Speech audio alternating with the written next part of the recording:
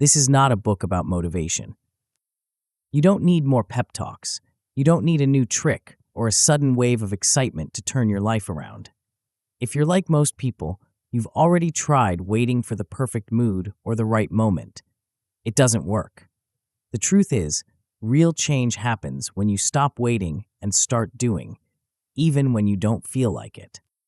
If you're tired of getting excited about a new goal only to lose steam days later, you're not alone. Most of us get stuck in that cycle. Starting strong, then stopping, then feeling guilty, then starting all over again.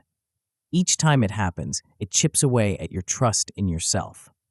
Maybe you've started to wonder if you're just not cut out for lasting change. You're not broken, you're just using the wrong strategy. Motivation is unreliable, feelings come and go, but habits, especially simple, repeatable ones, can carry you through the days when everything feels hard. This book is about building those habits. They are not flashy or complicated.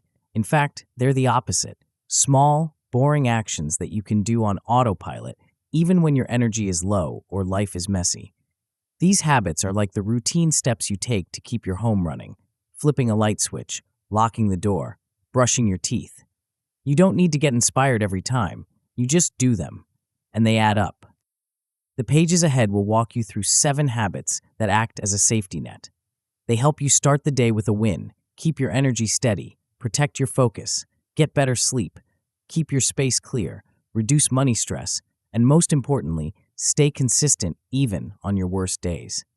You don't need to do them perfectly, you just need to keep showing up. If you've ever thought change was only for people with endless discipline or sky-high motivation, this book is here to prove otherwise. With simple routines, you can build a life that works on good days and bad days alike. You can rebuild trust with yourself, one small promise at a time. You don't need to feel ready. You don't need to wait for a spark. All you need is a willingness to start and a system that works even when you don't want to. Let's begin. Chapter 1: Boring Power. The biggest lie you have ever been told is that you need to feel like doing something in order to do it. You have been sold a fantasy that high performers, billionaires, and creative geniuses wake up every day possessed by a burning fire of passion that propels them effortlessly through their to-do lists. You believe that if you just found the right why, the right video, or the right inspirational quote, you would finally stop procrastinating and start living the life you are capable of. This belief is not just wrong, it is the very anchor dragging you down. You are reading this because you are exhausted. You are tired of the cycle. You know the one. It starts with a burst of hype. Maybe it is New Year's Day, or a Monday morning, or 2 a.m. when you are disgusted with your lack of progress. You make a massive declaration. You sprint. You overhaul your life. And it works for about 3 days. Then, life happens. You get a bad night of sleep, a stressful email, or you just wake up feeling flat. The motivation evaporates. The sprint stops. You crash. And then comes the guilt, the shame, and the waiting game until the next burst of motivation strikes. This book is the end of that cycle. You are not here to get motivated. You are here to build a machine that functions whether you are motivated or not. We are going to replace the volatile fuel of emotion with the concrete foundation of maintenance. We are going to install 7 boring, mundane, repeatable habits that will carry you on your worst days so your best days can take care of themselves. The motivation trap. The problem isn't that you are lazy. The problem is that you are trying to build a skyscraper on a foundation of sand. Human behavior is heavily shaped by present bias. We are wired to overvalue how we feel right now and undervalue what we want for the future. When you rely on motivation, you are making a bet that your right now self will always want to do the hard work. That is a losing bet. Your right now self is tired, hungry, stressed, and seeks comfort. When you live on motivation, you are fragile. You become a victim of emotional volatility. If you wake up in a good mood, you work. If you wake up anxious, you crumble. This approach turns your life into a series of start-stop jerks, like a car with a bad transmission. You spend more energy restarting your momentum than you do actually moving forward. Consider the chaos of an unstructured day. Without a default system, every single action requires a decision. When should I work? What should I eat? Should I clean this up now or later? This leads to decision fatigue. By noon, you have burned through your cognitive battery just trying to decide what to do, leaving you with zero energy to actually do it. The result is an exhausting improvisation where you are constantly reacting to emergencies, notifications, and your own shifting moods. You are not steering the ship. You are just trying to keep it from capsizing. The silent erosion of self-trust. The cost of this cycle is higher than just lost productivity. The real price you pay is the destruction of your reputation with yourself. Every time you make a grand promise to change your life and then abandon it 3 days later, you are teaching your brain a dangerous lesson. I am a liar. You begin to develop an inner cynic. When you set a goal, a voice in the back of your head whispers, "Yeah, right, we've seen this movie before." This is the erosion of self-trust. It is a slow, painful rot. You stop believing in your own agency. You start to identify as someone who starts things but never finishes them. You look at other people who seem consistent and assume they have some genetic gift of discipline that you lack. If you do not intervene in this process, this self-doubt solidifies into a permanent identity. You accept mediocrity not because you lack talent, but because you lack the infrastructure to support your talent. Years slip by, projects sit half-finished, ambitions turn into regrets. The pain of discipline is measured in ounces, but the pain of regret is measured in tons. You are currently choosing the tons because you are refusing to embrace the boredom of the ounces. The boring advantage. The solution is not more fire, it is more structure. We are going to shift your operating system from motivation to maintenance. Think about the utilities in your home. You don't need to get motivated for the lights to turn on when you flip the switch. The system is built, it works, it is boring, it is reliable. That is what we are going to do with your life. When you build a life on boring stability, you bypass mood. You don't have to argue with yourself every morning. You don't have to negotiate. You simply execute the code you have written. This frees up an immense amount of mental space. When your mornings, your focus blocks, and your environment are running on autopilot, your mind is free to be creative, to solve complex problems, and to actually enjoy your life. This is the power of compound gains.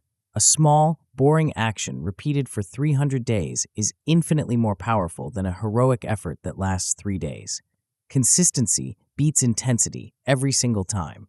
You are going to learn to love the plateau, to find safety in the routine. You will shift your identity from "I hope I change" to "I know I show up." This isn't about becoming a robot. It is about building the rails so the train can move forward regardless of the weather. Your new operating system. In the chapters that follow, we are going to install 7 specific habits. These are not random tips. They are a cohesive system designed to cover the biggest leverage points of your day. We will not reveal the specific strategies yet, but here is the roadmap of the engine we are building. We will start with morning wins. This is about seizing control of your dopamine and your psychology in the first 10 minutes of the day. It is about deciding who you are before the world decides for you. We will move to steady energy. We will eliminate the afternoon crash and the brain fog that ruins your productivity. We will teach you how to maintain a flat line of usable energy so you don't burn out by 2 p.m. Then, we tackle deep focus. This is the core of your output. We will carve out protected time that allows you to do the work that actually moves the needle, shielding you from the weapon of mass distraction that lives in your pocket. We will secure your recovery with screen curfew. You cannot perform if you do not rest, and you cannot rest if you are wired into the matrix until the second you close your eyes. We will optimize your environment with clear space. Your physical world reflects your mental world. We will ensure your surroundings are pushing you toward action, not cluttering your mind with visual noise. We will address the source of low-grade anxiety with money clarity. We will turn the lights on in the room you have been afraid to enter, giving you the stability to make decisions from a place of power rather than fear. Finally, We will lock it all in with boring consistency. This is the glue. We will teach you the concepts of floor habits and non-zero days. You will learn how to keep the system running even when you are sick, sad, or overwhelmed. From hope to process. By the time you finish this book, you will not just have new ideas, you will have a new life. You will be able to install simple, floor versions of all 7 habits. A floor habit is the version of the habit that is so easy you can't say no to it. It is the safety net that catches you on your worst days. You will shift from hope to process. You will stop measuring your success by how you feel and start measuring it by the systems you execute. You will create your first stability week, a period of time where you prove to yourself that you can live this way. You will feel the quiet, humming power of a day that is designed, not accidental. This specific order is intentional. We start with the morning because that is where you have the most control. We secure your energy and focus because those are your primary resources. We protect your environment and sleep to ensure sustainability. And we end with money and consistency because those are the long-term stabilizers. We go from the easiest leverage to the hardest conversations. Amateurs wait, professionals show up. There is a distinct difference in attitude between those who win at the game of life and those who stay stuck. The losers, and I use that term to describe a mindset, not a person, think about motivation. They wait for the stars to align. They blame their circumstances. They are constantly looking for a new hack, a new secret, a new shortcut that will make the work easy. They view boredom as a sign that something is wrong. The winners think about habits. They treat their protocols like non-negotiable appointments. They value consistency over drama. They understand that boredom is not a bug. It is a feature. Boredom means you are doing the reps. Boredom means you are on the path of mastery. You are standing at a decision point. You can continue to ride the roller coaster of emotion, getting high on hype and crashing into guilt. Or you can decide, right now, to step off the ride. You can decide to become a professional. You can decide to embrace the boring power of doing the same simple things day after day until success becomes inevitable. The switch. The first step of this system begins the moment you open your eyes tomorrow. Most people lose the day in the first 5 minutes. They wake up and immediately surrender their attention to the world. They check their phone. They flood their brain with other people's lives, other people's emergencies, and other people's agendas. They start the day in a deficit, reacting instead of acting. But you are going to do something different. You are not going to wake up and try to summon the willpower to move mountains. You are simply going to flip a switch.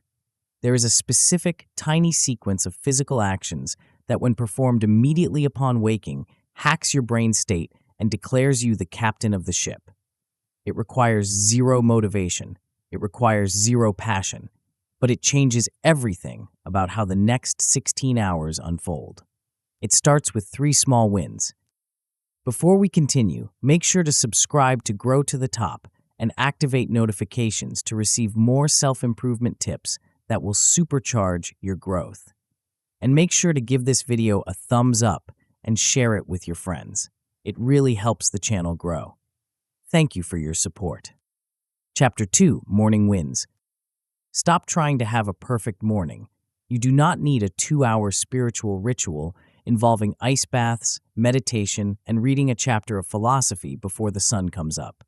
You do not need to wake up at 4 a.m. to be successful. In fact, the obsession with the perfect morning routine is exactly why you are failing. You try to do too much, you miss one step, you feel like a failure, and you quit. The goal of this chapter is not to turn you into a monk. It is to help you survive the first 10 minutes of your day without sabotaging the next 16 hours. The battle for your life is won or lost in the gap between opening your eyes and looking at a screen. Most people lose this battle every single day. They wake up and immediately reach for their phone. They flood their unready brains with other people's emergencies, curated lifestyles, and demands. Before their feet even touch the floor, they are already reactive. They are already behind. They have already handed the steering wheel of their life to the algorithm. We are going to flip that dynamic. We are going to install a system that is so small, so boring, and so fast that you can do it even when you have a hangover, even when you slept 4 hours, and even when you feel like doing absolutely nothing. We are going to implement morning wins. The first 10 minutes dictate the story. Your brain is a storytelling machine. From the moment you wake up, it is looking for clues to answer the question, "Who am I today?" It does not look at your intentions or your vision board. It looks at your actions. It looks at what you just did. This is the mechanism of self-perception theory. You infer your own identity by observing your own behavior. If your first action of the day is to hit snooze 3 times and then scroll through social media for 20 minutes, you are sending a very clear signal to your brain. You are telling yourself that you are a person who procrastinates. You are telling yourself that you are a consumer, not a creator. You are telling yourself that the world dictates your mood. This creates a story of, "I am already behind," and you carry that heavy, frantic energy into everything else you do. However, if you stack 2 or 3 tiny physical wins immediately upon waking, you flip the script. You send a different signal. You tell your brain that you are a person who does what they say they will do. You establish that you act before you feel. You create a story of "I am in charge." This has nothing to do with motivation. It has to do with evidence. By completing a few microscopic tasks, you provide your brain with undeniable proof that you are disciplined. This creates momentum. Momentum is far more valuable than motivation because momentum is physics, not feeling. This approach also solves the critical problem of decision fatigue. Your willpower is a battery, and it is fullest in the morning. If you waste that battery deciding what to do, or fighting the urge to stay in bed, or reacting to emails, you are burning fuel that you need for your actual work. When you have a pre-decided sequence of micro-actions, you don't have to think. You don't have to decide. You just run the script. You save your cognitive energy for the things that actually matter. The micro-win protocol. The system we are installing is incredibly simple. It consists of 3 micro-wins. These are 3 specific actions you perform immediately after waking up. The entire sequence should take less than 5 minutes. If it takes longer than that, you are making it too complicated. The purpose of these wins is not to change the world. It is to log you into your day correctly. The first win is hydration. You have gone 8 hours without water. Your brain is dehydrated and foggy. Before you do anything else, you drink a glass of water. This is a physical boot-up command for your body. It is a small act of self-care that says you prioritize your physical function over your digital distractions. The second win is a quick order action. The classic example is making your bed. It sounds cliché, but it works because it is a binary task. You either did it or you didn't. When you make your bed, you have completed a task before you have even left your bedroom. You have imposed order on chaos. You have improved your environment. Even if the rest of the day is a disaster, you will come back to a made bed. If making the bed isn't your thing, it could be opening the curtains or tidying your nightstand. The point is to make a visible improvement to your space in under 60 seconds. The third win is a prep action. This is one tiny thing that makes your future self's life easier. It might be laying out the notebook you need for your first work block. It might be putting your keys and wallet in your bag. It is a gesture of kindness to the person you will be in an hour. It signals that you are thinking ahead, that you are proactive rather than reactive. That is it. Drink water, create order, prep one thing, 3 wins. You have not checked your phone. You have not worried about your bank account. You have simply executed a script. You are now 5 minutes into your day, and you are 3-0 against the voice in your head that wants you to stay lazy. Separating action from emotion. The beauty of this boring system is that it does not require you to feel good. You can run this sequence while you are grumpy. You can run it while you are anxious. You can run it while you are half asleep. In fact, that is the point. You are training yourself to separate your actions from your emotions. Most people believe they need to feel awake and excited to start their day. This is a lie. You do not need to feel ready to act. You need to act to feel ready. Motion creates emotion. By moving your body and completing these tasks, you wake up your nervous system. You generate the feeling of alertness rather than waiting for it to arrive by magic. This is about reliability, not excitement. An amateur waits for inspiration to get out of bed. A professional has a launch sequence. When you commit to these 3 micro-wins, you are building a reputation with yourself. You are proving that you are reliable. On the days when you feel amazing, the sequence keeps you grounded. On the days when you feel terrible, the sequence keeps you moving. It is the floor that prevents you from falling into the abyss of a wasted morning. The myths that keep you stuck. You must unlearn the idea that complexity equals discipline. We are conditioned to think that if a routine isn't hard, it doesn't count. We see influencers with 12-step morning routines and think we are failing because we just brushed our teeth and left the house. But complexity is fragile. A 12-step routine breaks the moment you have a busy morning or a bad night's sleep. A 3-step micro-routine is anti-fragile. It survives chaos. You also need to let go of the early bird fantasy. There is no moral superiority in waking up at 5 a.m. If waking up early works for you, great. If it doesn't, that is fine too. Consistency matters more than the clock time. You can run your micro-wins at 6 a.m. or 10 a.m. The win comes from the sequence, not the sunrise. Do not use "I overslept" as an excuse to skip the wins. If you wake up late, you still drink the water, make the bed, and prep the task. You just do it faster. Finally, destroy the myth that one bad morning ruins the day. This is all or nothing thinking, and it is poison. If you miss your sequence or if you accidentally check your phone first, you have not lost the war. You have just lost a skirmish. You can reboot the sequence at any moment. You can stop at 2 p.m., drink a glass of water, tidy your desk, and prep a task. Boom. You just ran the sequence. You are back in control. Recovery is a skill you must practice. Perfection is a fantasy you must abandon. Designing your launch sequence. Now you need to lock this in. You need to design your specific 3 micro-wins. Do not leave this vague. Vague plans die. Specific plans survive. Choose your hydration vessel. Put it somewhere you cannot miss it. Choose your order action. Make it something you can do in your sleep. Choose your prep action. Make it something that removes friction for your first real work task. The most critical part of the design is the trigger. You need to tie the first win to a non-negotiable cue. The best cue is your feet touching the floor. The rule is simple. When my feet hit the floor, I drink the water. No thinking aloud. It is a reflex. Then you chain the habits. Water leads to bed. Bed leads to prep. Prep leads to the rest of your day. You run this sequence before you open any apps. This is the golden rule. No digital input until the analog output is complete. Use the mental script. Wake up, wins first, world later. Say it out loud if you have to. The enemy in your pocket. We need to talk about the biggest threat to this system, your phone. Your phone is a dopamine slot machine designed by some of the smartest people on the planet to steal your attention. If you keep your phone next to your bed, you will lose. You are not stronger than the algorithm in your pre-caffeinated state. The most effective trick you can use is to charge your phone in another room. If that isn't possible, charge it across the room so you have to physically get out of bed to turn off the alarm. Once you are out of bed, do not touch it. Do not unlock it. Treat it like a hot stove.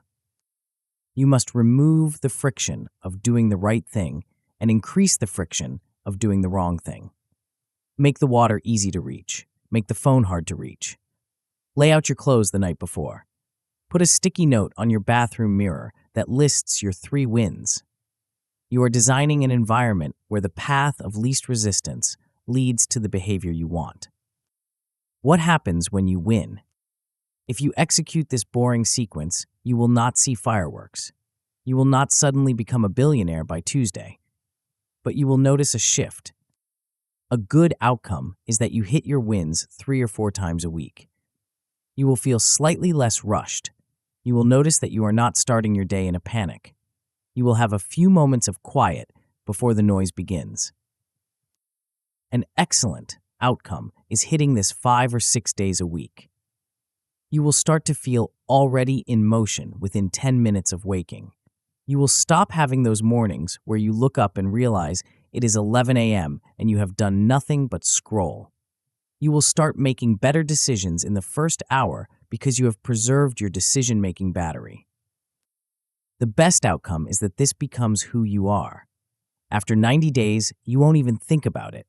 You will just be the kind of person who starts strong. This identity shift is the real prize.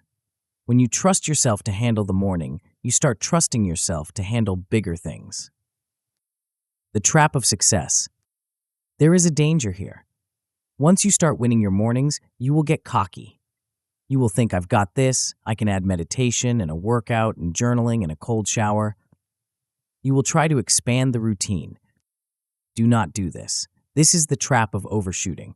You will build a 12-step routine, you will burn out, and you will end up back at zero.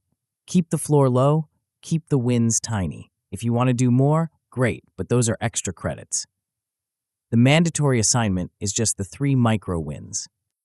You will also face the day where you break the streak. You will miss a morning. You will feel the old guilt creeping back in. You will want to say, well, I blew it. Might as well give up. When this happens, you must invoke the never miss twice rule. Missing 1 day is a mistake. Missing 2 days is the start of a new bad habit. If you miss a morning, you treat the next morning as a sacred emergency. You execute the protocol with ruthless precision. You get back on the rails immediately. You have now conquered the first 10 minutes. You have hydration, you have order, and you have momentum. You are awake, and you are in control. But the day is long. As the hours pass, your biological battery will begin to drain. The initial burst of wakefulness will fade, and the afternoon slump will begin to hunt you down. Most people try to fight this slump with caffeine or willpower, and most people fail. They crash, and their productive day ends at 2 p.m. There is a way to cheat this biological crash. There is a way to keep your energy line flat and steady all day long, but it requires you to do something that looks completely unproductive to the untrained eye. It involves stopping your work to save your work. Chapter 3, Steady Energy. It is 2:30 p.m.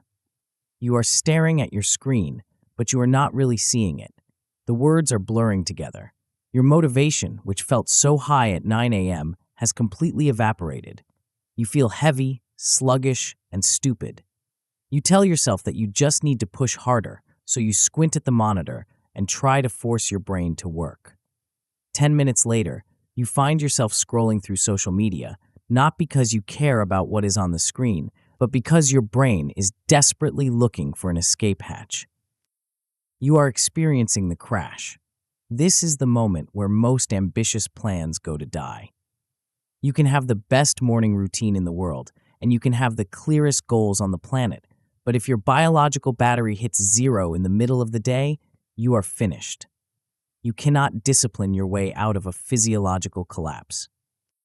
The solution is not to drink more coffee.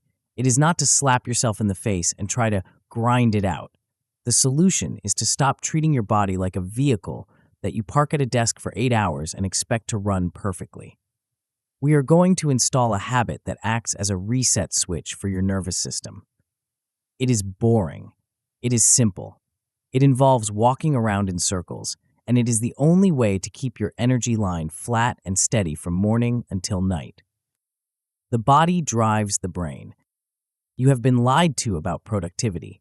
You have been told that focus is a mental game, a matter of sheer willpower. This is false. Focus is a biological game. Your brain is an organ, and like every other organ in your body, it requires blood flow, oxygen, and glucose to function. When you sit in a chair for 4 hours straight, you are essentially putting your body into a dormant state. Your circulation slows down, your metabolism drops, your muscles become stiff. In this state, your brain starts to suffocate. It gets foggy, it gets irritable. You start to feel tired, but you are not actually tired. You haven't run a marathon, you haven't dug a ditch, you are stagnant. That heavy feeling in your limbs and that cotton wool sensation in your head are simply your body's way of telling you that the system is idling too low. If you ignore these signals and try to work through them, you enter the zone of diminishing returns. You might sit there for another 2 hours, but the quality of your work will be garbage. You will make mistakes. You will take 3 times as long to write a simple email. You will become reactive and emotional. This is the cost of a sedentary day. It is not just bad for your health, it is fatal for your output. We need to break the pattern of the sedentary slide. We need to inject predictable, rhythmic pulses of energy into your day. We are not trying to turn you into an athlete. We are trying to turn you into a reliable machine. We do this by installing the habit of mini movement breaks. The reset switch. The strategy is almost insultingly simple. Every 60 to 90 minutes, you are going to stop what you are doing and move your body for 3 to 5 minutes. That is it. You are not going to change into gym clothes. You are not going to sweat. You are simply going to stand up and move. Think of this like hitting the refresh button on your browser. When you work on a task for a long time, your brain builds up a kind of metabolic waste. You get cognitive tunnel vision. You get stuck in loops. By physically moving your body, you flush the system. You increase blood flow to the brain. You reset your posture. You signal to your nervous system that you are still active, still hunting, still alive. This habit also serves as a crucial boundary between tasks. One of the biggest reasons people feel overwhelmed is that they bleed one task into another. They finish a stressful meeting and immediately dive into a complex spreadsheet without taking a breath. The stress from the meeting carries over, contaminating the next hour. A movement break acts as a physiological period at the end of a sentence. You finish the meeting, you stand up, you walk, you let the stress of the meeting dissipate with the movement. When you sit back down 5 minutes later, you are starting fresh. You have cleared the slate. You are ready to engage with the next task on its own terms. You must learn to listen to the early signals. Most people wait until they are completely exhausted to take a break. That is too late. You need to move when you feel the first whisper of the slump. When your eyes feel slightly heavy, when you shift restlessly in your chair, when you catch yourself staring at a blank wall, that is the alarm bell. That is your body saying, "Move me." If you obey that signal immediately, you can prevent the crash entirely. The myths of exhaustion. There is a macho culture in the world of work that views taking a break as a sign of weakness. You have likely internalized the myth that you should just push through. You think that if you are not sitting at your desk, you are not working. This is the logic of a factory worker from 1920, not a knowledge worker of today. Pushing through a slump is not a badge of honor. It is a sign of poor strategy. It is like driving a car with the parking brake on. You are burning a massive amount of fuel to go nowhere. The professional understands that strategic rest is part of the work. It is maintenance. You don't get mad at your phone for needing to be charged. Stop getting mad at your body for needing to move. Another myth is that you need a real workout to get the benefits. You might think that walking around your living room for 3 minutes is pointless because it doesn't burn calories or build muscle. But we are not training for the Olympics here. We are managing energy states. A low-intensity walk is actually better for this purpose than a high-intensity sprint. High intensity requires recovery. Low intensity provides recovery. We want to stimulate the system, not tax it. Finally, you must understand that rest does not mean doing nothing. If you take a break by sitting in your chair and scrolling through news feeds, you are not resting. You are still sedentary, and you are still blasting your brain with information. That is not a reset. That is just a different kind of drain. Active recovery, movement, is the only thing that truly resets the system. The protocol. Here's how you execute this. You need to choose a movement style that offers zero friction. Walking is the gold standard. It requires no equipment, no skill, and no special clothing. If you have space, walk. If you are in a small office, pace back and forth. If you can get outside, great, but do not make going outside a requirement, or you will find an excuse not to do it when it rains. If walking isn't an option, simple stretching works.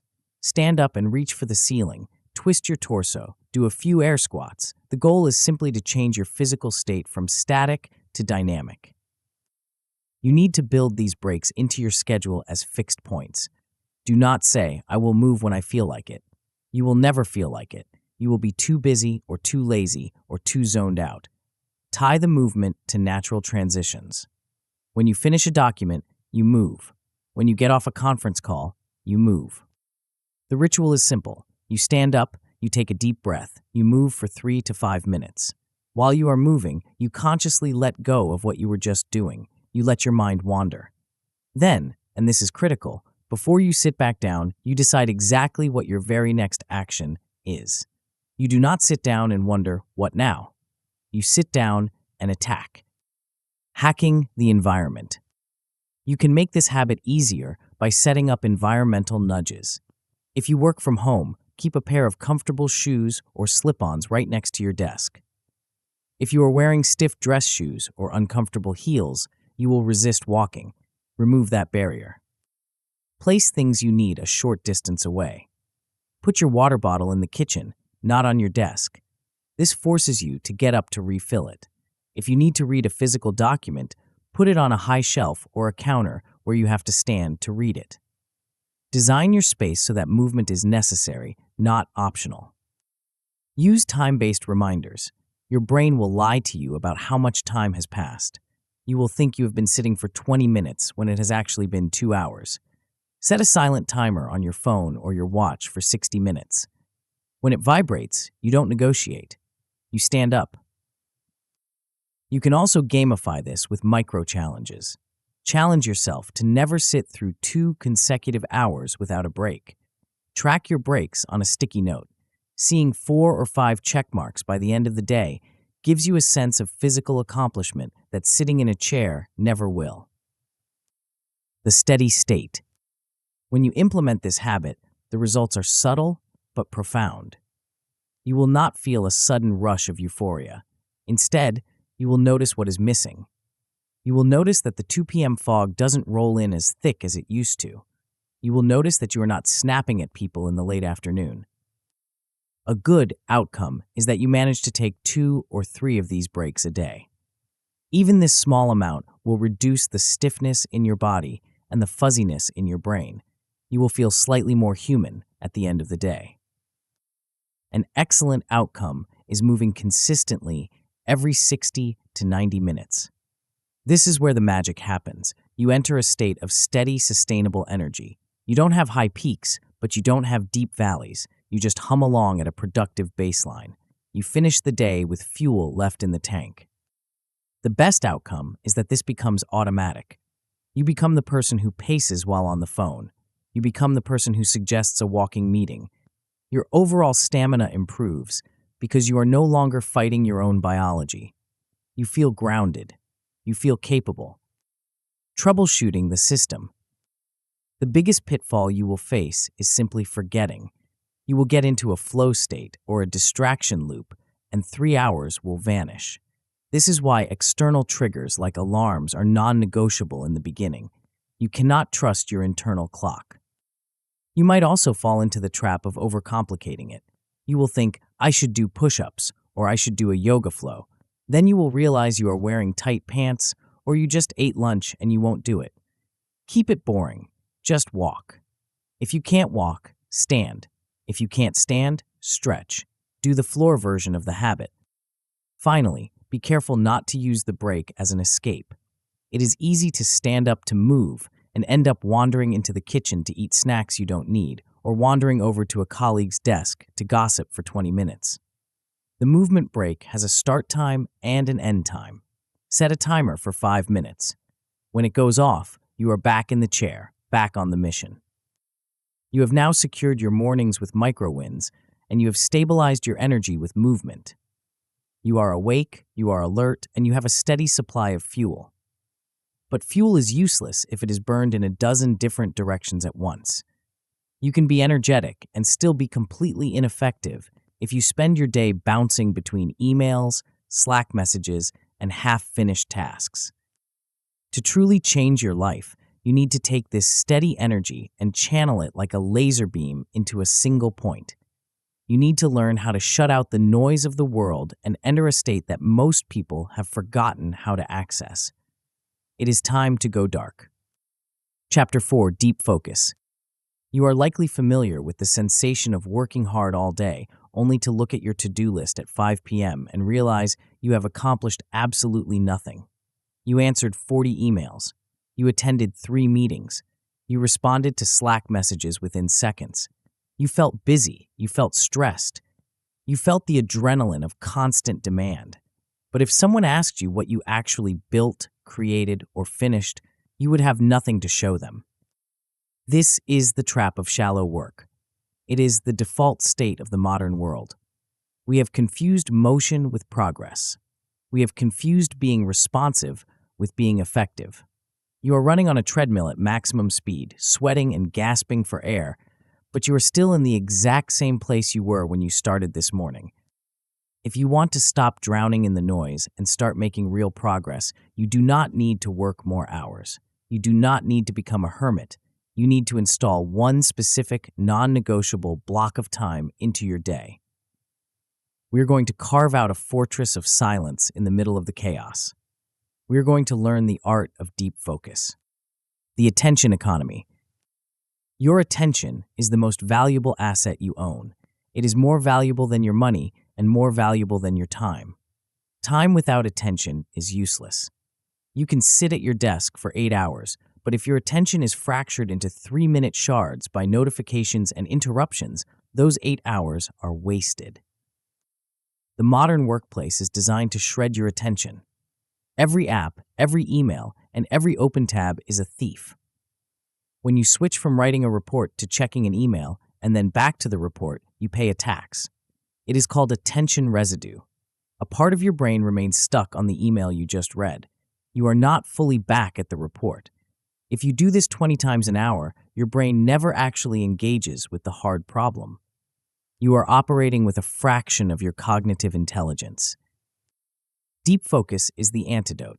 It is the ability to apply your full mental power to a single task without distraction. This is where the magic happens. This is where you write the book, code the app, design the strategy, or solve the complex problem. Deep work operates like compound interest. A small amount of protected, focused time, repeated daily, yields results that are exponentially greater than 8 hours of distracted, shallow effort. The fortress of solitude. The strategy we are implementing is called the daily focus block. It's a window of 45 to 90 minutes. That is it. We are not asking you to focus for 8 hours. That is biologically impossible for most people. We are asking for one protected block where you go dark. During this block, you are unavailable. You are not a team player. You are not a responsive employee. You are a ghost. Your phone is in another room or on Do Not Disturb. Your email tab is closed. Your Slack status is set to away. You are locked in a room with one task. This block is not for clearing your inbox. It is not for catching up. It is for your most important task. It is for the thing that actually moves your life forward. You treat this time with the same respect you would give a meeting with a CEO. You would not pull out your phone and start scrolling Instagram in the middle of a high-stakes negotiation. Do not do it during your focus block. The myth of multitasking. To make this work, you must kill the myth of multitasking. You cannot do 2 things at once. You can only switch between them rapidly. Every time you switch, you lose time and you lose depth. Multitasking is just a fancy word for doing 2 things poorly. When you try to write a document while keeping an eye on your inbox, you are not being efficient. You are training your brain to be distracted. You are weakening your mental muscles. The ability to focus is exactly like a muscle. If you never use it, it atrophies. If you constantly interrupt yourself, you are training your brain to crave interruption. You are teaching yourself that boredom is dangerous and that you must always be entertained. You also need to abandon the myth that you need perfect conditions to focus. You do not need a cabin in the woods. You do not need absolute silence. You do not need the perfect chair or the perfect lighting. These are excuses. You need a timer and a task. That is it. Waiting for the perfect conditions is just another form of procrastination. The professional can focus in a chaotic office, in a coffee shop, or at a kitchen table because the focus comes from the ritual, not the room. Designing the block. The first step is to find your window. Look at your calendar. Find the time of day where you are naturally sharpest and, crucially, where you are least likely to be interrupted.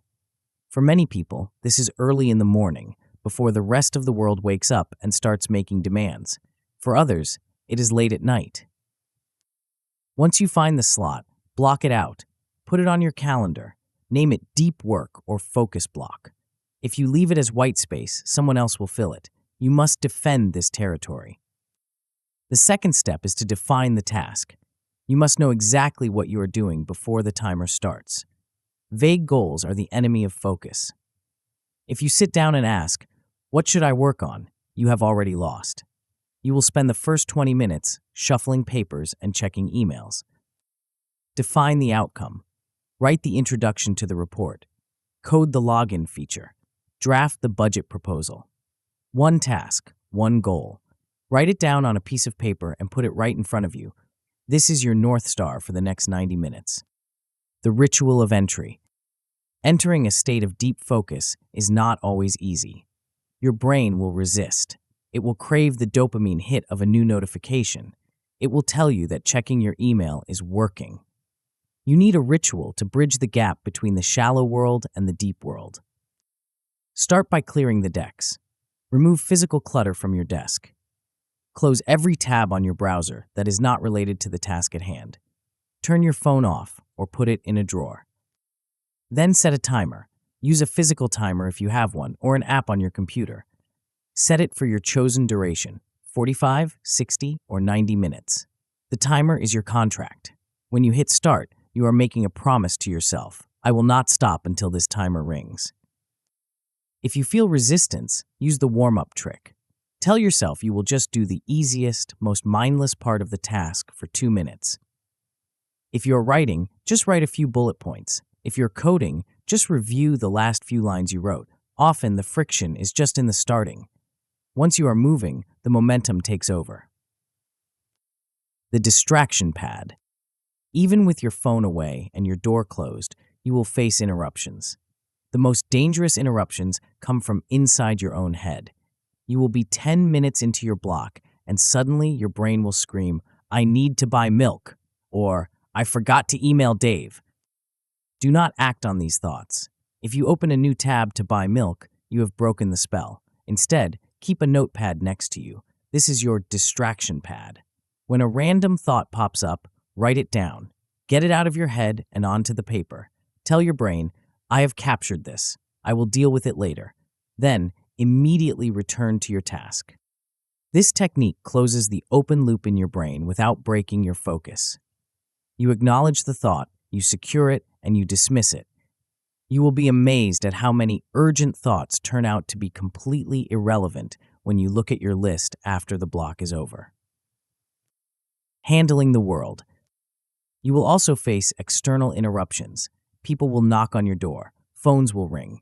You need to train the people around you. If you are in an office, wear headphones. Big, visible headphones are the universal sign for "do not disturb." Communicate your boundaries. Tell your team, "I am going heads down on this project from 9 to 10:30. I will answer all messages after that." Most things can wait 90 minutes. If your house is on fire, someone will come get you. For everything else, you are unavailable. If you absolutely cannot avoid an interruption, if your boss walks in and demands an answer, handle it as quickly as possible and get back to the block. Do not let one interruption become an excuse to abandon the entire session. The power of being a finisher. When the timer rings, you stop. You might be in the middle of a sentence. That is fine. In fact, it is often better to stop when you know what comes next, because it makes it easier to start again tomorrow. The feeling you get at the end of a deep focus block is different from the feeling of a busy day. It is a quiet, solid satisfaction. You have moved the rock. You have made something exist that did not exist 90 minutes ago. If you do this consistently, you build a reputation. You become known as the person who ships, the person who finishes. In a world of talkers and starters, the finisher is king. This builds immense self-respect. You prove to yourself daily that you have the discipline to control your attention. A good outcome is hitting this block 2 or 3 times a week. You will start to see your major projects moving forward. An excellent outcome is doing it every single workday. This is where you become a force of nature. Your output will double or triple, not because you are working more hours, but because your hours are worth more. Troubleshooting the freeze. Sometimes you will sit down for your block and you will freeze. The task will feel too big. You will stare at the blinking cursor and feel a wave of anxiety. This is normal. It is just fear. The fix is to lower the bar. If you can't write the chapter, write the outline. If you can't write the outline, write 1 sentence. If you can't write 1 sentence, just open the document and stare at it for 10 minutes. Use the just 10 minutes rule. Tell yourself you only have to focus for 10 minutes. If you want to stop after 10 minutes, you can. You almost never will. Once you break the surface tension, you will sink into the work. Do not let urgent tasks push out the focus block. The urgent will always scream louder than the important.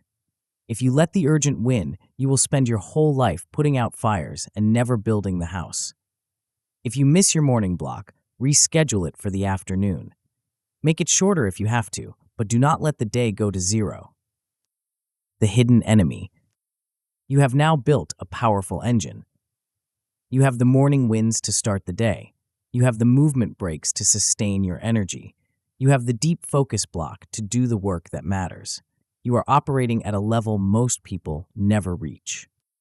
But there is a trap waiting for you at the end of the day.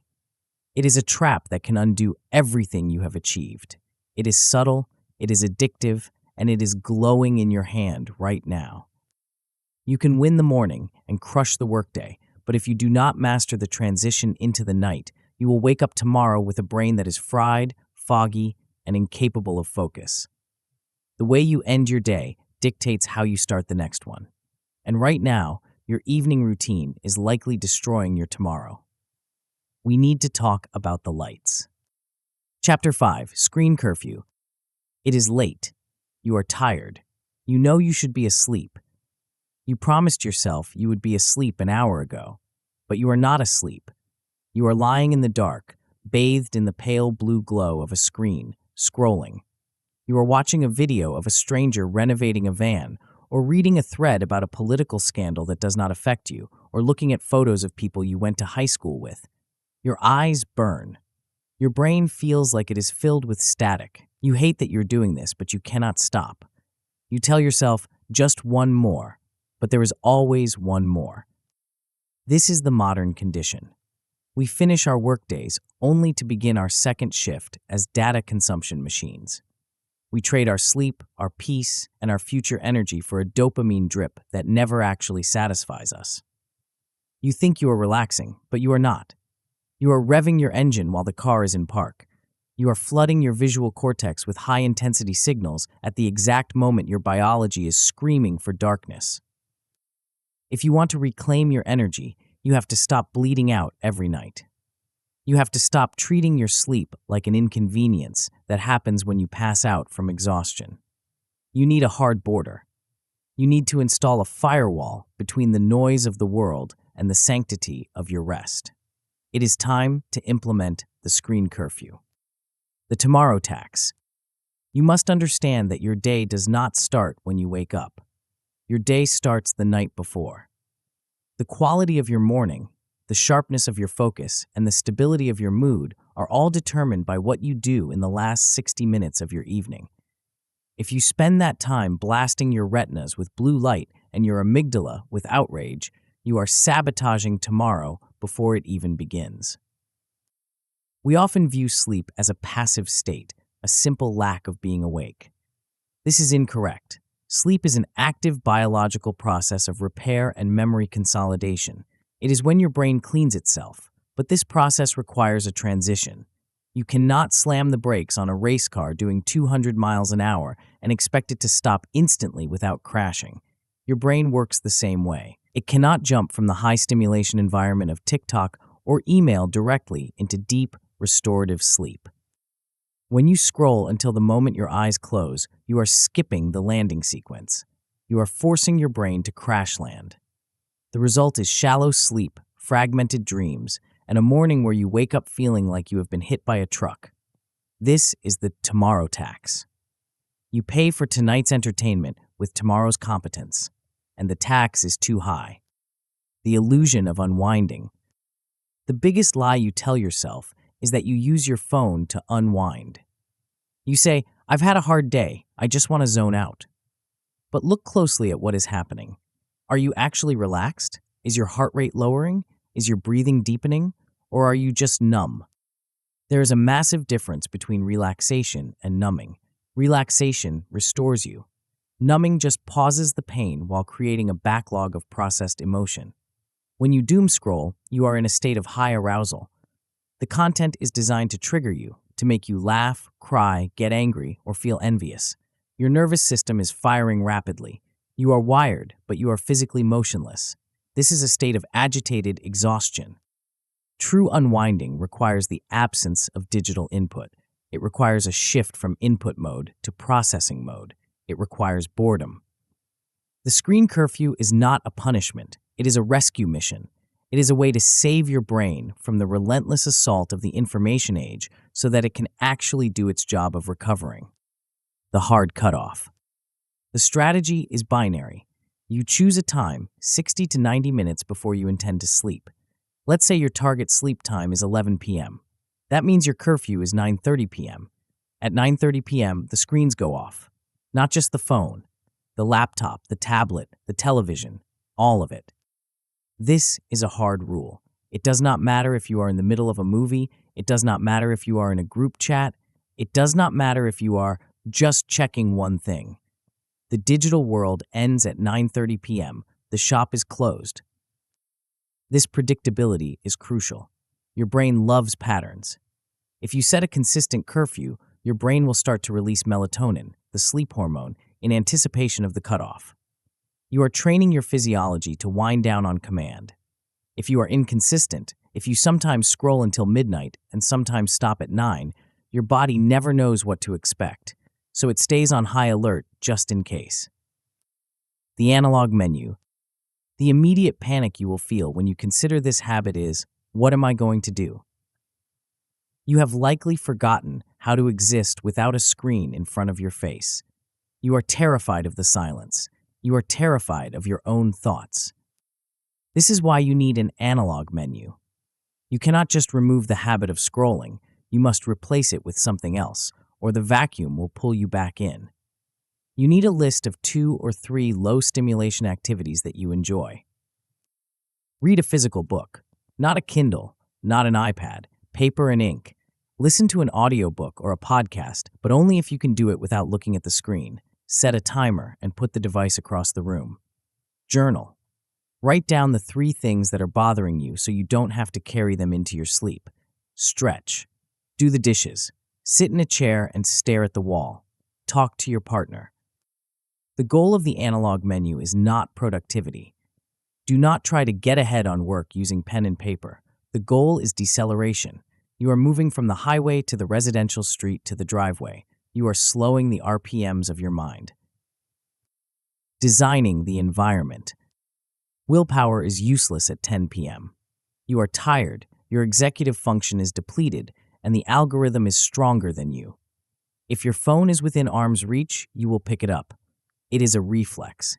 You won't even realize you are doing it until you are 10 minutes deep into a feed. You must design your environment to make the curfew the path of least resistance. This means the phone cannot sleep in the bedroom. Buy a cheap alarm clock. Plug your phone into a charger in the kitchen, the living room, or the hallway. When the curfew alarm goes off, you physically stand up, walk to the charger, plug the phone in, and walk away. You say goodnight to the device. You leave it there. If you need to check the weather for tomorrow, you do it before the curfew. If you need to set an alarm, you do it before the curfew. Once it is plugged in, it is lava. This physical separation is the only way to break the loop. It creates a barrier. To check your phone, you have to get out of bed, walk down the hall, and stand in the cold. That tiny bit of friction is usually enough to stop the mindless scroll. The boredom threshold.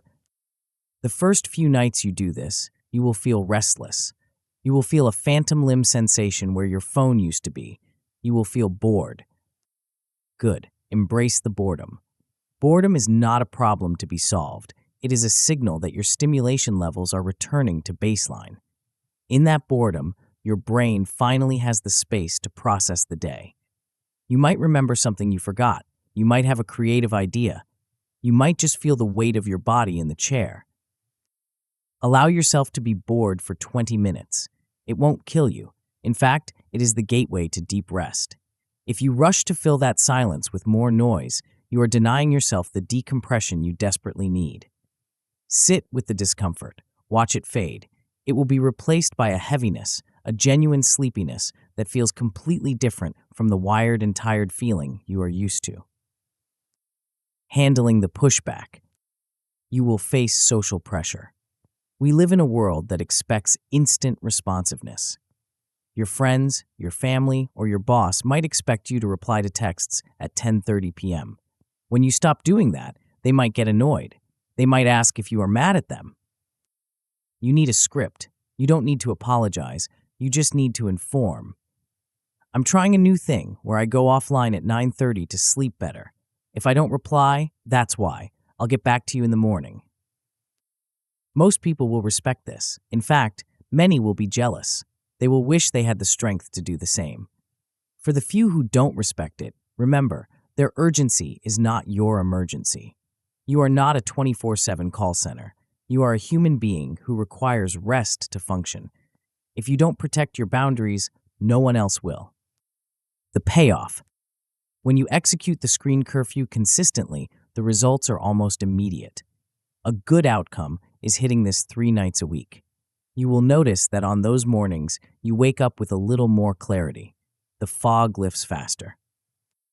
An excellent outcome is 5 or more nights a week. This is where the compound effects kick in.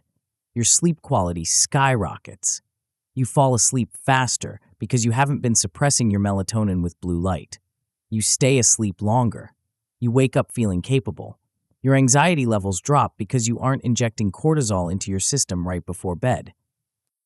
The best outcome is that this becomes your new normal. You stop craving the screen at night. You start to look forward to the quiet. You cherish that hour of reading or thinking or just being. You reclaim a part of your life that was being stolen from you, minute by minute, by a glowing rectangle. The trap of the special occasion. There is a trap here, and it is subtle.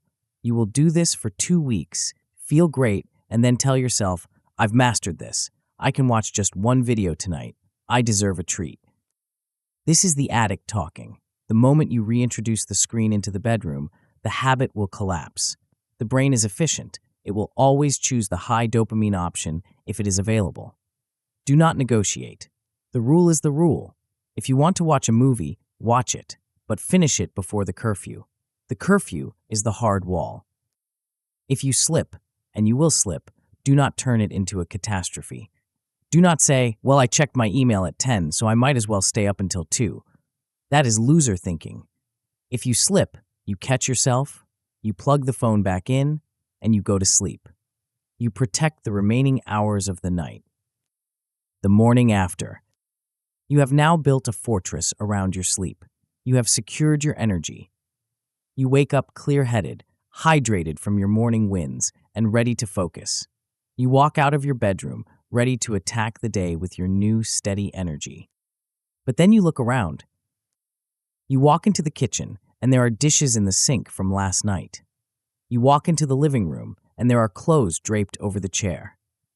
You sit at your desk, and it is covered in old receipts, coffee cups, and tangled wires. You feel your stress levels spike. You feel your focus fracture. You haven't even started working, and you already feel overwhelmed. You realize that even with a perfect mind, you cannot function in a broken space.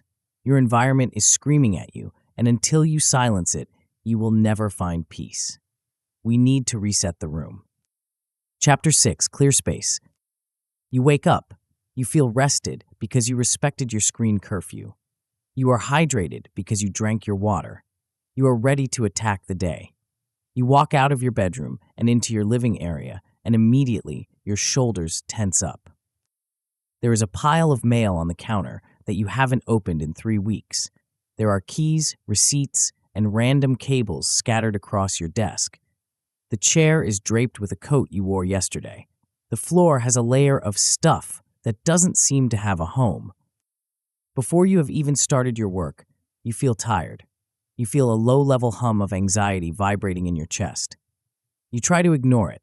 You try to sit down and focus on your deep work block, but your eyes keep drifting to the mess. You feel like you are wading through mud just to get to your computer. This is not a character flaw. This is a design flaw. You are trying to run a high-performance operating system, your brain, in a chaotic hardware environment. You are fighting a war against visual noise, and the noise is winning. We are going to fix this. We are not going to turn you into a minimalist monk who owns one spoon and a yoga mat. We are not going to ask you to spend your entire weekend deep cleaning your house until it smells like lemons and despair. We are going to install a boring 10-minute habit that resets your world to neutral every single night. The silent scream of objects. Your environment is not a passive backdrop. It is an active participant in your cognitive life. Every object in your line of sight consumes a tiny fraction of your attention. When you look at a cluttered desk, you don't just see stuff. Your brain sees a list of demands. The pile of mail screams, "Process me." The tangled cables scream, "Untangle me." The dirty mug screams, "Wash me." Even if you are not consciously thinking about these chores, your subconscious is tracking them. They are open loops. They are unfinished tasks. This creates a state of chronic, low-grade stress. It is like having 50 tabs open in your mental browser. You might be looking at one tab, but the other 49 are slowing down the processor. This visual noise drains your willpower. By the time you actually sit down to do your work, you have already spent a chunk of your energy just filtering out your surroundings. Conversely, a clear space is a silence. When you walk into a room where the surfaces are clear and everything is in its place, the screaming stops. Your brain can relax. It doesn't have to process the environment. It can simply exist in it. This lowers the friction for starting difficult tasks. It is much easier to write a difficult report on a clear desk than on one covered in last week's debris. The myth of the big clean.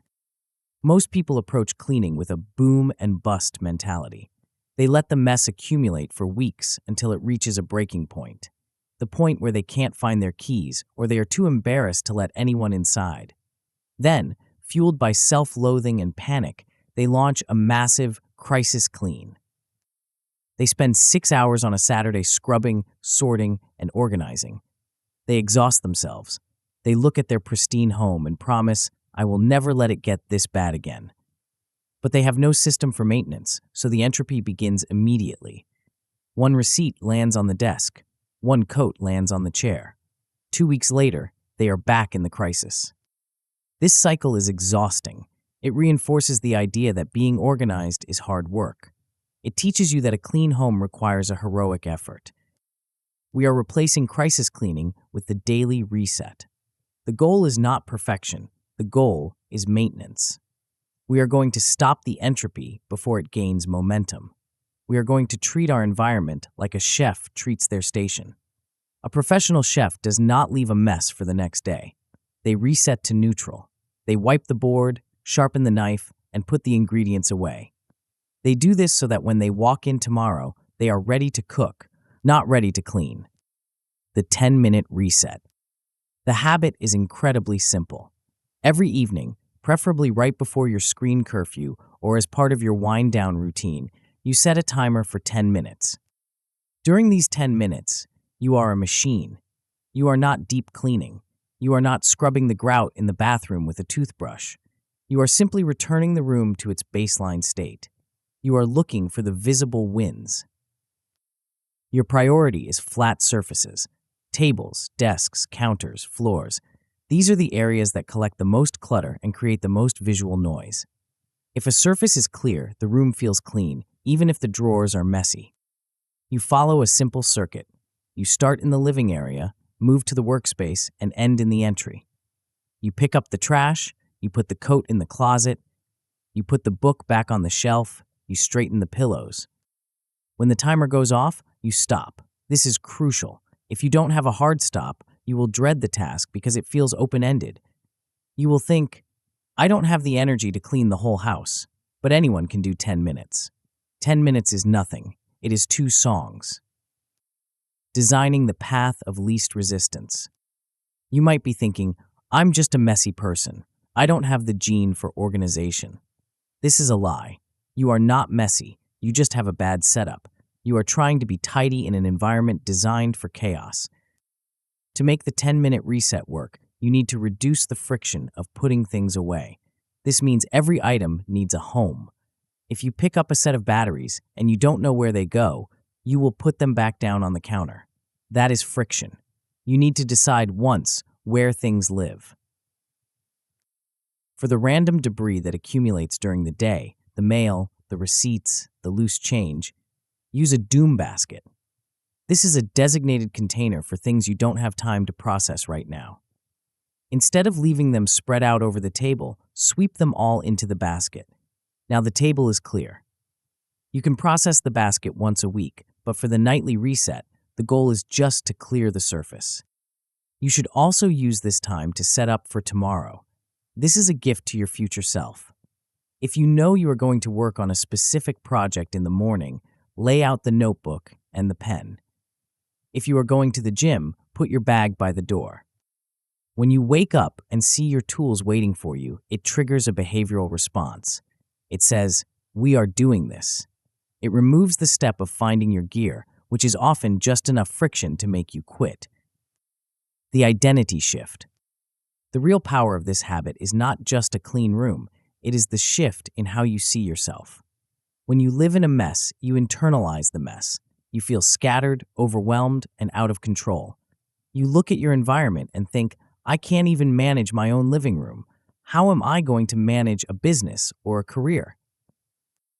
When you execute the 10-minute reset, you are proving to yourself that you are in control. You are asserting dominion over your space. You are ending the day with closure. You are saying, I am finished with today, and I am prepared for tomorrow. This builds a quiet confidence. It is the confidence of someone who is on top of things. You stop being the victim of your possessions and start being the master of them. Troubleshooting the resistance. There will be nights when you are dead tired. You will look at the timer and think, not tonight. On these days, you do the floor version. You do 3 minutes. You do just your desk. You do just the one chair where you drink your coffee. You do not let the day go to zero. You maintain the habit of the reset, even if the reset is imperfect. You must also beware of project creep. You will start tidying the desk, and suddenly you will find yourself reorganizing your entire filing system. Stop. That is not the reset. That is a project. Projects happen on weekends or during scheduled blocks. The reset is strictly about clearing the surface. If you start digging into drawers, you will burn out and you will quit the habit. Finally, you have to deal with the people you live with. If you live with messy people, do not try to force them to change overnight. Do not become a tyrant. Focus on your zones. Keep your desk clear.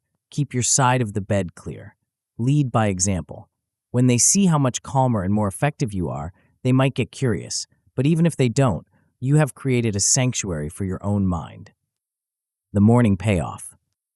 The payoff for this habit does not happen at night. It happens the next morning.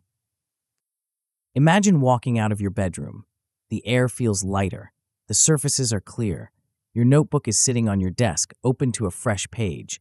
There are no screaming objects. There is only possibility. You sit down to work. You don't have to push aside a pile of junk. You don't have to spend mental energy ignoring the laundry. You just start. You slide effortlessly into your morning wins, then into your deep work. The environment is acting as a tailwind, pushing you forward instead of a headwind holding you back. You have now built a physical environment that supports your sanity.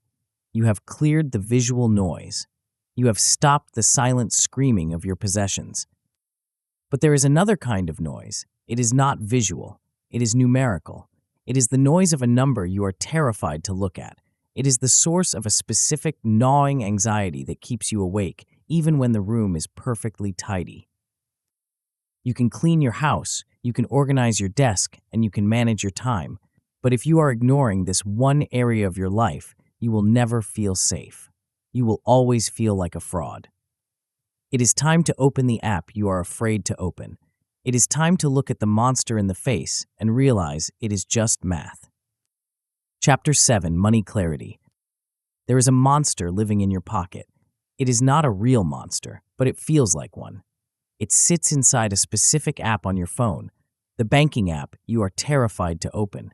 You know the feeling. You are standing in a store or sitting at your computer about to click buy, and a cold shiver of anxiety runs down your spine. You wonder if you can afford it.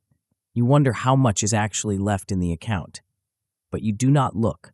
You swipe the card, hold your breath, and hope for the best.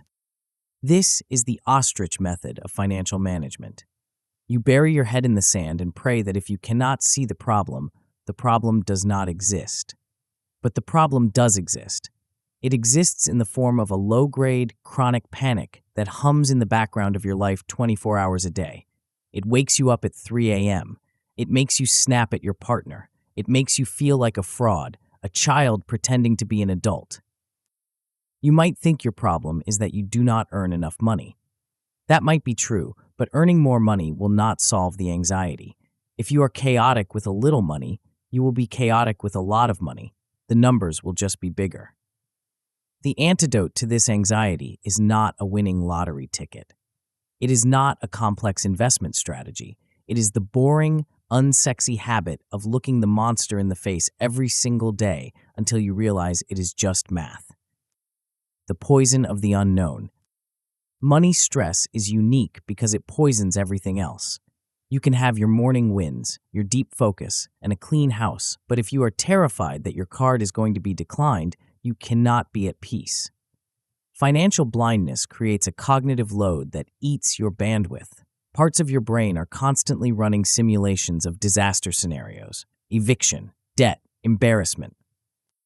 When you refuse to look at your numbers, your brain fills the void with fear.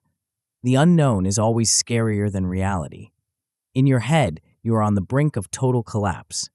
In reality, you might just be overspending on subscriptions by $200. But you cannot fix the leak if you refuse to look at the pipes. We are going to replace this fear with data. We are going to move money from the emotional realm, where it is tied to your self-worth and your shame, into the logical realm, where it is just addition and subtraction. We are going to install the habit of money clarity.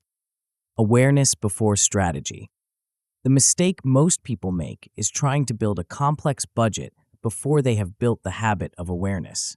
They download a sophisticated app, set rigid limits for 15 different categories, and promise to stick to it. This lasts for 3 days. Then they overspend on one thing, feel guilty, and abandon the entire system for 3 months. You cannot strategize if you are blind. The first step is not to restrict your spending. The first step is simply to see it. You need to turn the lights on in the room. The habit we are building is the daily check-in. It takes less than 3 minutes. You do not need a spreadsheet with complex formulas. You do not need to be an accountant. You just need to be willing to look. The daily ritual. Here is the protocol. Every single day, at the same time you open your accounts, you look at the balance. Then you look at every transaction that has happened since yesterday. You write these transactions down. You can use a notebook, a simple app, or a note on your phone. It does not matter. The act of recording is what matters. You write coffee $5, subscription $15, rent $1,000. Then you assign each transaction to a simple category. Do not use 20 categories. Use 4 or 5. Fixed costs, fun, future, unexpected. Keep it broad. Finally, you ask one question. Does this spending align with my values? That is it. You do not judge yourself. You do not beat yourself up. You do not promise to never spend money again. You just observe. You are a scientist collecting data on a subject. The subject happens to be you. The observer effect. There is a concept in physics called the observer effect, where the act of observing a phenomenon changes the phenomenon. This applies perfectly to your money. When you know that you have to write down every transaction the next morning, your behavior changes. When you are about to buy something impulsive, there is a tiny pause. You think, I am going to have to log this tomorrow. That split second of friction is often enough to break the trance of mindless consumption. You stop spending money you don't have on things you don't care about, simply because you are no longer sleepwalking. This habit forces you to confront the gap between who you say you are and who your spending says you are. You might say you value travel, but your data shows you spend $0 on travel and $500 on random digital clutter. The numbers do not lie. They are a mirror. When you look in the mirror every day, you naturally start to adjust your behavior to match the image you want to see. Killing the myths. You must destroy the myth that tracking is restrictive. People resist this habit because they think it means they can never have fun again. They view a budget as a prison. This is backwards. Clarity is not a prison, it is a map. If you are lost in the woods, a map does not restrict your freedom. It gives you the ability to actually get where you want to go. When you know exactly how much money you have and where it is going, you can spend without guilt. You can buy the expensive item because you know the math works. You are not guessing, you are executing a plan. You also need to let go of the myth of perfection. You will have messy months. You will have days where you blow the budget. This is not a failure of the system, it is just life. The goal is not to have a perfect spreadsheet. The goal is to have a calm nervous system. If you overspend, you catch it the next morning. You adjust, you move on. You do not spiral into shame and stop looking for 6 weeks. The setup. To make this work, you need to remove the friction. If your tracking system is hard to use, you won't use it. Choose the simplest tool possible. If you like writing by hand, use a small notebook. If you are digital, use a basic expense tracker app. Not one that syncs automatically, but one where you have to manually enter the numbers. The manual entry is the point. It forces your brain to register the pain of the payment. Tie this habit to something you already do. Do it right after your morning wins, or do it right before your evening screen curfew. Make it a non-negotiable part of the stack. Treat the numbers like a dashboard in a car. When the gas light comes on, you don't pull over and cry about what a bad driver you are. You just get gas. When your fun category runs out of money, you don't hate yourself. You just stop spending on fun for the rest of the month. It is neutral feedback. From anxiety to curiosity, the emotional shift that happens after 30 days of this is profound. You go from dreading the bank notification to being curious about it. You start to see patterns. Oh, I spend a lot more on weekends. I tend to impulse buy when I am stressed. This curiosity allows you to make changes without willpower. You aren't forcing yourself to stop spending. You are simply realizing that certain spending doesn't bring you joy, so you stop doing it. You start to cut the fat because you realize it is fat, not muscle. You also start to see the leaks. Most people are bleeding money in $5 increments that they never notice. Subscriptions they forgot about, fees they shouldn't be paying, small daily purchases that add up to thousands a year. The daily check-in shines a spotlight on these leaks. You plug them, and suddenly you have found money. The monthly review. Once a month, you zoom out, you look at the totals for your categories, you look at the trend line. Are you saving more than you were 3 months ago? Is your debt going down? Pick one thing to improve for the next month. Just one. Maybe you want to cut your dining out budget by 10%. Maybe you want to increase your savings transfer by $50. Make a small, concrete plan. Do not try to overhaul your entire financial life in 1 month. That is a recipe for burnout. Just turn the dial slightly. Small adjustments, compounded over time, lead to massive wealth. Troubleshooting the avoidance. The hardest part of this habit is the first week. You will feel a strong urge to skip a day, especially if you know you spent too much. You will think, I'll just do it tomorrow. Do not do it tomorrow. Do it today. The shame grows in the dark. If you skip a day, the monster gets bigger. If you face it immediately, it shrinks. If you are truly paralyzed by fear, do the floor version of the habit. Just open the app, look at the balance, close the app, do not record anything, do not categorize anything. Just prove to yourself that looking at the number did not kill you. Desensitize yourself to the fear. The wealth of clarity. A good outcome is that you check your money 3 or 4 times a week. You stop getting hit with overdraft fees because you actually know what is in the account. You feel a little less fragile. An excellent outcome is a daily streak. You know exactly where every dollar went this month. You are starting to align your spending with your values.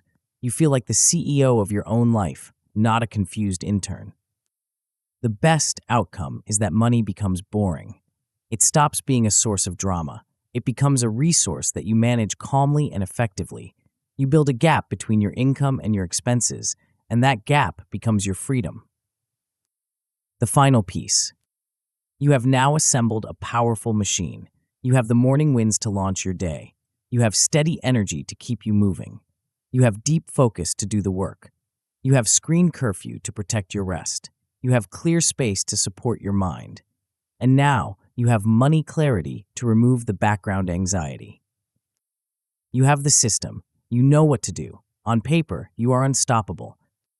But there is one final enemy. It is the enemy that has defeated you every single time you have tried to change your life in the past. It is the enemy that shows up when the novelty wears off. It is the enemy that whispers, "You've been good for 2 weeks. You can take a day off." It is the dip, the slump, the moment when the excitement of the new book fades and you are left with the cold, hard reality of doing the work on a Tuesday in November when it's raining and you are tired. How do you keep going when the fire goes out?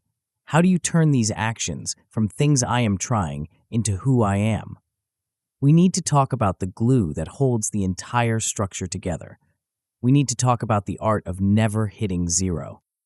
Chapter 8, Boring Consistency. It is easy to start. Everyone starts. The gyms are packed on January 1st. The libraries are full during the first week of the semester. The excitement of a new project, a new diet, or a new life plan provides a rush of dopamine that feels a lot like competence. You buy the gear, you set up the app, you tell your friends. You feel like a new person. But then comes day 17, or day 23. The novelty has evaporated. The dopamine is gone. It is raining outside. You had a fight with your boss. You didn't sleep well. You have a headache. The voice in your head, the one that loves comfort and hates change, starts whispering. It says, "You've been so good. You deserve a break. Just skip today. You can start again on Monday." This is the kill zone. This is where 99% of people die. They hit the first wall of boredom or resistance, and because they are running on motivation, they crash. They view the dip in their mood as a signal to stop. They think, "I'm just not feeling it today," as if feeling it is a requirement for doing it. This chapter is the glue that holds everything else together. We are going to talk about how to keep going when the fire goes out. We are going to talk about the art of showing up when you have absolutely no desire to be there. We are going to replace the fragile strategy of trying hard with the bulletproof strategy of never hitting zero. The architecture of self-trust. The ultimate goal of this book is not a clean desk or a fat bank account. Those are just side effects. The goal is self-trust. Right now, you probably don't trust yourself. When you tell yourself, "I'm going to write a book," or "I'm going to get in shape," a part of you rolls its eyes. It knows you are lying. It has a filing cabinet full of evidence of all the times you quit when things got hard. You cannot talk your way out of this reputation. You cannot affirm your way into self-trust. You have to earn it. You earn it by making small promises and keeping them over and over again, especially when you don't want to. Every time you execute a habit when you are tired, you are casting a vote for a new identity. You are rewriting the code of your character. You are proving to yourself that you are the kind of person who shows up. This is why consistency matters more than intensity. A heroic effort that happens once a month builds an identity of I am erratic. A boring, tiny effort that happens every single day builds an identity of I am reliable. The floor and the ceiling. The reason you quit is likely because your standards are too high.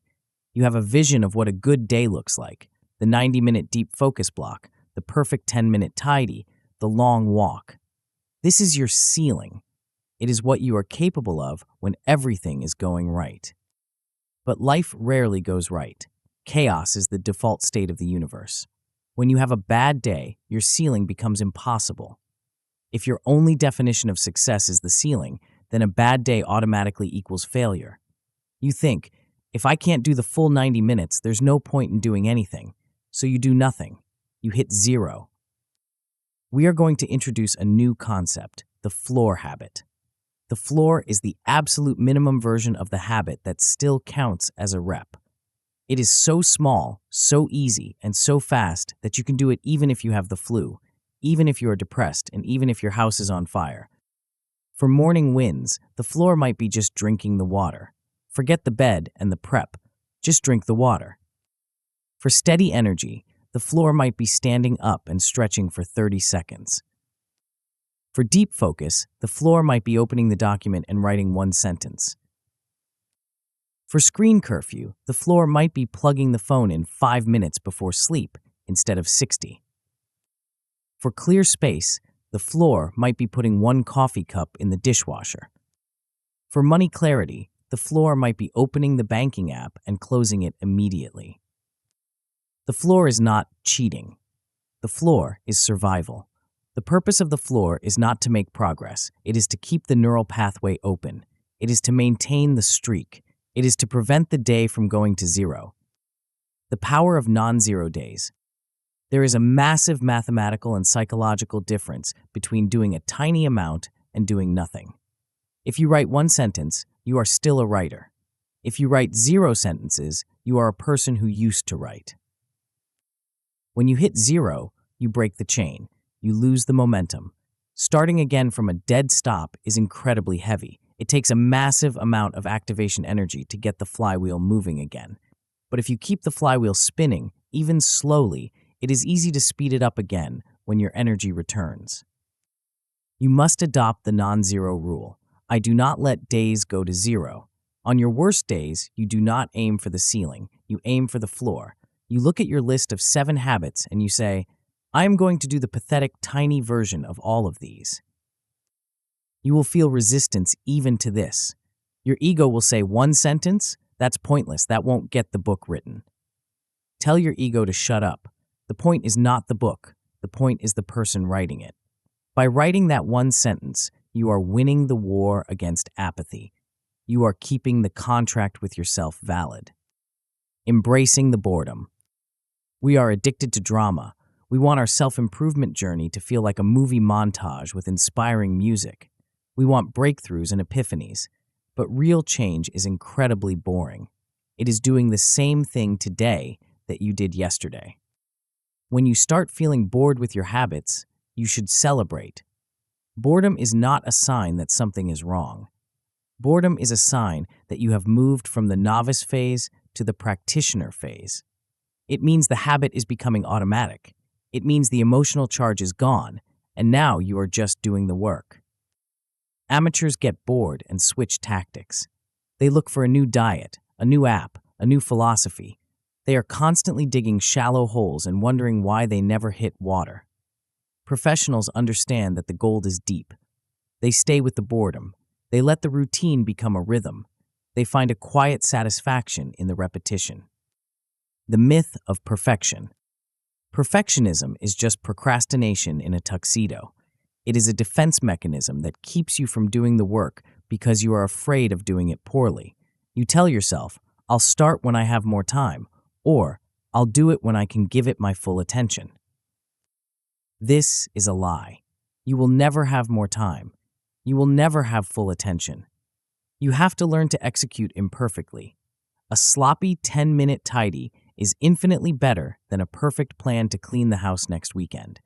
A 5-minute focus block where you are distracted half the time is better than skipping it because you weren't in the zone. You need to lower the bar for entry and raise the bar for consistency. Make it easy to start, but impossible to stop. If you miss a day, do not spiral. Do not turn a stumble into a suicide pact. The recovery protocol. You will miss. You are human. You will have a day where you forget, or you just flat out refuse to do the work. You will wake up the next morning feeling the familiar pang of guilt. You will be tempted to say, well, I broke the streak, so I might as well take the week off. This is the critical moment. This is where the loser mindset tries to take over. You must have a pre-planned recovery protocol. The rule is never miss twice. Missing once is an accident. Missing twice is the start of a new habit. If you miss a day, the next day becomes a red alert day. Your only job on a red alert day is to hit the floor. Do not try to make up for the missed day by doing double the work. That is a trap. It just increases the pressure and makes you more likely to quit again. Just return to the baseline. Do the minimum. Reestablish the pattern. Forgive yourself instantly and move on. Guilt is a heavy fuel. It burns dirty and clogs the engine. Discard it. Look at the data, see the gap, and close it. Visualizing the chain. Your brain loves visual proof. You should track your habits, but keep it simple. Do not build a complex spreadsheet that takes 20 minutes to update. Get a calendar. Put it on the wall. Every day you hit your habits, even the floor versions, put a big X on that day. After a few weeks, you will have a chain of X's. You will look at that chain and feel a sense of pride. You will not want to break it. When you are tired at 10 p.m. and you haven't done your tidy, you will look at the calendar, look at the mess, and do the tidy just to get the X. This is not childish, it is psychology. You are gamifying your own reliability. You are creating an external representation of your internal discipline. The identity shift. Over time, something magical happens. The trying falls away. You stop needing to motivate yourself to do the habits because they are no longer things you do. They are part of who you are. You don't have to motivate yourself to brush your teeth. You just do it. It's part of your hygiene. These 7 habits will become your life hygiene. You will reach a point where not doing them feels weirder than doing them. You will feel off if you don't do your morning wins. You will feel gross if you don't do your evening tidy. This is the promised land. This is where the effort disappears. You are no longer fighting against your nature. You have changed your nature. You are now a person who is organized, focused, and steady by default. The trap of habit creep. Once you reach this level of stability, you will be tempted to add more. You will think, I'm crushing these 7 habits. I should add learning a language and training for a marathon and starting a side business. Be careful. This is habit creep. You are overestimating your capacity because you are currently riding a wave of stability. If you add too much weight to the bar too quickly, you will collapse the entire structure. Respect the system. Keep the 7 habits as your core. If you want to add something new, treat it as a project, not a mandatory habit. Or wait until you have done the 7 habits without missing a day for 3 months. Earn the right to expand. The final integration. You have now walked through the entire system. You understand the trap of motivation. You have built the morning launchpad. You have stabilized your energy. You have carved out focus. You have protected your sleep. You have cleared your space. You have faced your money. And you have learned how to lock it all in with boring consistency. You have the tools. You have the blueprint. You have the philosophy. But what happens when you actually do this? What happens when you stop living in the chaos and start living in the calm?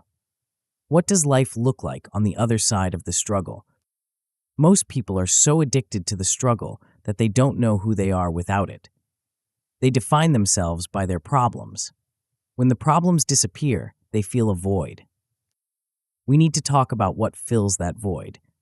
We need to talk about the massive, expansive freedom that opens up when you are no longer spending all your energy just trying to survive your own day. we need to talk about the future you are finally ready to build. Chapter 9, Beyond Motivation. You have reached the end of the book, but you are really just standing at the starting line of your life. If you are like most people, you picked this up hoping for a spark. You wanted a secret phrase or a psychological trick that would set you on fire and make hard work feel easy. You wanted motivation. Instead, I gave you boredom. I gave you a glass of water in the morning. I gave you a 10-minute timer for cleaning your desk. I gave you a curfew for your phone. I stripped away the romance of the hustle and replaced it with the mechanics of maintenance. You might feel a strange mixture of relief and disappointment. The disappointment comes from the realization that there is no magic pill. The relief comes from the realization that you don't need one. You do not need to be a superhero to fix your life. You just need to be a mechanic. You need to build a system that works when you are tired, when you are stressed, and when you are completely uninspired. The scaffolding of sanity. Let's look at the machine we have built. It is not a random collection of tips. It is a complete operating system for a human being. We started by rejecting the lie of motivation. We accepted that feelings are volatile and unreliable, so we decided to build on the bedrock of habit instead. We installed morning winds to seize control of the day before the world could hijack our attention. We added steady energy to eliminate the afternoon crash.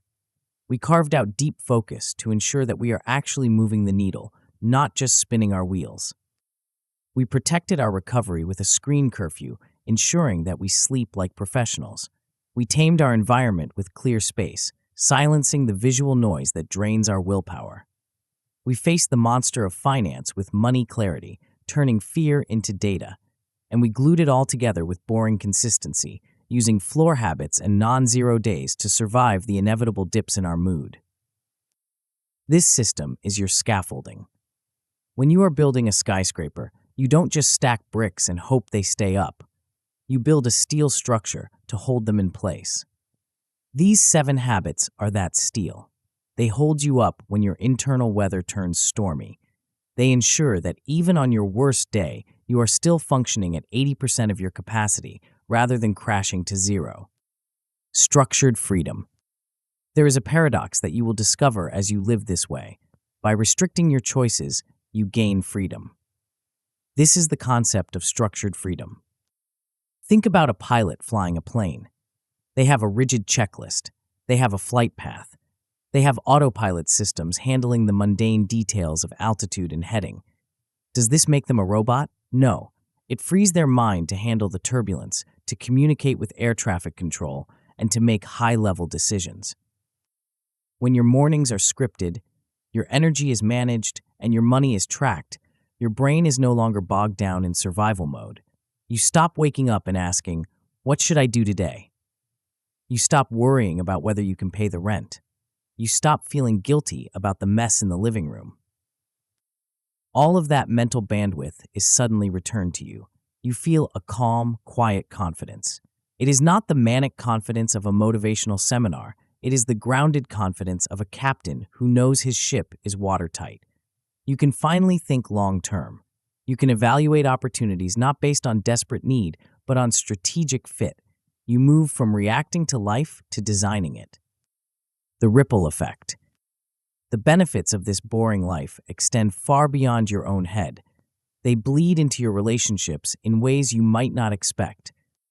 When you are living in chaos, you are a difficult person to be around. You are reactive. You are stressed. You are constantly putting out fires, which means you are constantly canceling plans or showing up mentally exhausted. Your partner, your children, and your colleagues have to walk on eggshells because they never know which version of you they are going to get, the motivated hero or the burned-out zombie. When you install these habits, you become a rock. You bring less chaos into the room. You are more patient because you are rested. You are less irritable because your environment is clean and your finances are clear. You become someone others can lean on. You also become a leader, not by lecturing people on how they should live, but by simply living. When people see you consistently showing up, When they see you calm in the face of stress, they will get curious. They will ask you how you do it, and you won't give them a speech. You will tell them, I just have a few boring habits. You lead by the quiet power of your example. The finisher's identity. For years, you may have identified as a starter. You have a graveyard of half-finished projects, half-read books, and half-started businesses. This eats away at your soul. It makes you feel like a fraud. As you practice deep focus and boring consistency, you will undergo an identity shift. You will become a finisher. You will stop dreaming about someday and start scheduling the work for Tuesday at 9 a.m. This allows you to handle more responsibility without panic. You can take the promotion. You can start the family. You can launch the business. You know that your system can handle the load. You are no longer afraid of being overwhelmed because you know how to break big monsters down into boring 10-minute tasks. You stop fearing the future because you know you have the tools to manage it. The compounding curve. The hardest part of this entire journey is the beginning. Right now, every habit feels like work. You have to remind yourself to drink the water. You have to force yourself to plug in the phone. You have to drag yourself to the desk for the focus block. But if you stay with it, a magical force takes over: automation. Neuroscience tells us that repeated behaviors move from the prefrontal cortex, the thinking part of the brain, to the basal ganglia, the automatic part. Eventually, the resistance fades. It actually becomes harder not to do the habit than to do it. You will feel weird if you don't tidy your desk. You will feel restless if you don't take your walk. This is where the gains begin to compound. When the basics are automatic, you can use your conscious effort to upgrade. You can deepen your focus. You can optimize your spending even further. You can improve the quality of your work. Mastery is simply boredom mastered. It is doing the basics so well that they disappear, allowing you to dance on top of them. Your first brick. You are likely feeling a surge of energy right now. You want to do it all. You want to wake up tomorrow, drink the water, walk 10,000 steps, focus for 90 minutes, clean the whole house, and budget every penny. Stop. Do not do that. That is the old you talking. That is the motivation trap. If you try to install all 7 habits tomorrow, you will fail by Thursday. I want you to pick one habit, just one. Pick the one that feels the most doable or the one that solves your most immediate pain. If your house is a disaster, pick clear space. If you are exhausted, pick screen curfew. If you are scattered, pick morning wins. Decide on the floor version of that habit. Make it laughably easy. Write it down. Commit to doing just that one habit for the next 7 days. Do not worry about the other 6. Let them be messy. Your only job is to establish a beachhead. Track it. Put an X on the calendar. Prove to yourself that you can keep a promise for 1 week. Once you have secured that week, you can add a second layer, then a third. Build the house brick by brick. We are playing a long game here. We are not trying to win the week. We are trying to win the decade. The 2 futures. Close your eyes for a second. Picture yourself 1 year from today. In the first version of the future, you put this book down and you do nothing. You wait for the right time. You wait until you feel motivated. You chase a new shiny object next month. A year passes. You are exactly where you are right now, but you are a year older, a year more tired, and your self-trust has eroded even further. The chaos has grown. The regret is heavier. Now picture the second version. You put this book down, and you do one boring thing. You drink a glass of water tomorrow morning. You do it again the next day. You add a 10-minute tidy. You stumble, you miss a day, but you use the recovery protocol and you get back on track. You don't do anything heroic, you just don't hit 0. A year from now, that version of you is unrecognizable. You are calm, you are productive. Your bank account is organized, your home is peaceful. You have finished the projects that matter. You walk with your head high because you know you are a person who follows through.